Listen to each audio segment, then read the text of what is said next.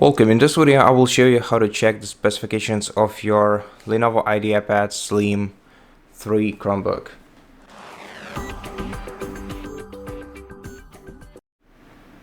To check the specifications of your laptop, you're gonna have to open the Control Center, then go to Settings by clicking the gear icon. Then you're gonna have to go to About Chrome OS section, and here check the Diagnostics menu. In this menu, you'll be able to check your device's battery, CPU, and memory. You can also check your connectivity information.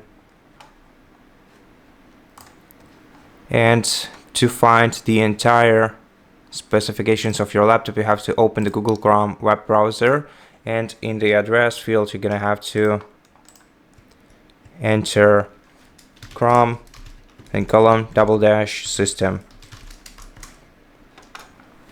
Press enter, and this will redirect you to About System menu, where you can find the entire specifications list for your device. And that's it. Thank you for watching this video. If it helped you, please consider subscribing to our channel, leave us a like and a comment below, and I'll see you in the next one.